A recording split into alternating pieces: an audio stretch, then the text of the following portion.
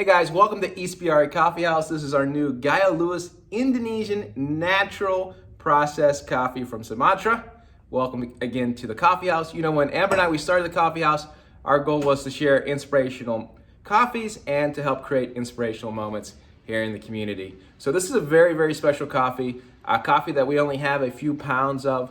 It's very, very unique. And I'm going to tell you why. People have come into the shop today and they were saying, what are you putting in this coffee? We're not putting anything in it. It is just the natural flavor of this coffee. Now, the importer who gets this out of Indonesia said this was the most interesting, complex, unique Sumatran coffee he's ever come across. And what makes it unique is Sumatra, of course, is in Southeast Asia, an island. I think many of us know the geography.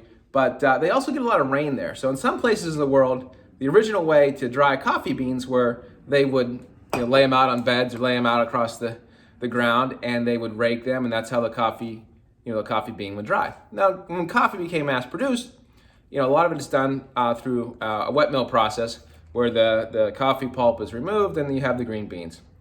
Long story short, Indonesia, since they get a lot of rain, even though they have some high-end coffees, particularly in Sumatra, even though they have these very high-end coffees, they still, wet mill most of their coffees because of the rain and the issues with the humidity, and you don't want mold forming in that process. So long story short, most of the coffees are, processed the more modern way, and then they're shipped around the world.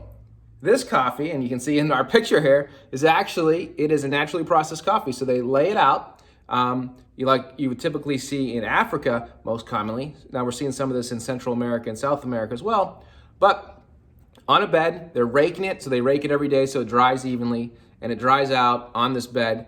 It is covered in kind of a greenhouse setting. So that's how they do it. That's how they get around the environment in Indonesia and Sumatra. It's in a greenhouse, and they'll rake this between 30 and 40 days to let the coffee dry naturally. And what that does is it makes the coffee, it ferments a little bit and it gives a little sweeter flavor to the coffee. We just had a honey processed coffee in there, here in the coffee house here, and very, very similar process, but hardly ever done in Indonesia. So I was very, very excited to be able to get this coffee.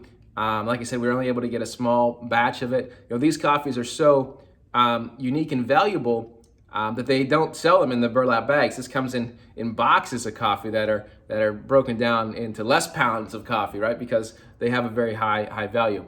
So anyway, I was really curious what the taste is. The professional tasting notes of this coffee are vanilla, blackberry, and strawberry. And when I first tasted this coffee yesterday, I think it really stood out, the strawberries.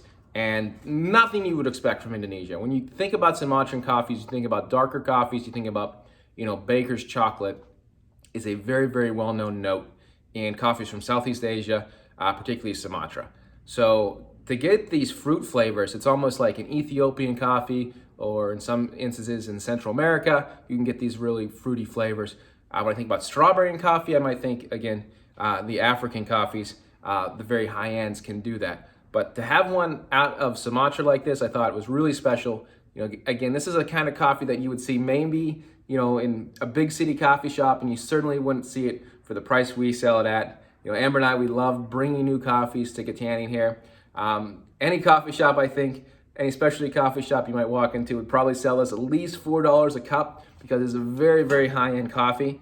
The market value of this coffee, just the green beans, would probably be about 6 or 7 times what the market price of coffee is. So, regular coffee that you'd find at a fast food place or even like a Starbucks.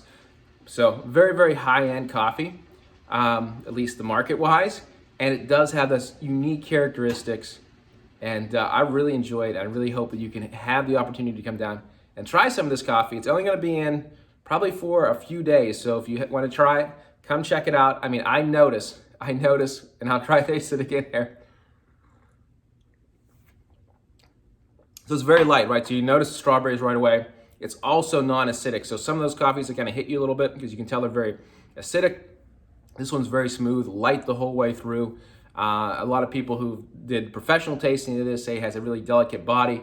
I would agree with that. It's a really soft, kind of consistent flavor right through the taste of it. So very, very unique coffee. Again, this is the Indonesian Sumatra, natural process, something you don't see too often from this part of the world, and it produced a very, very fruity, like I said, strawberries, by far the dominant flavor here. Come check it out. It's at the coffee house for a few days. And again, we're excited to do this, excited to bring you these coffees as we set out to do, kind of give you a big city coffee experience that would rival any major city in the U.S. when it comes to coffee shop experience, the type of coffees we get in. And I think this is another great coffee for you guys to come down and try.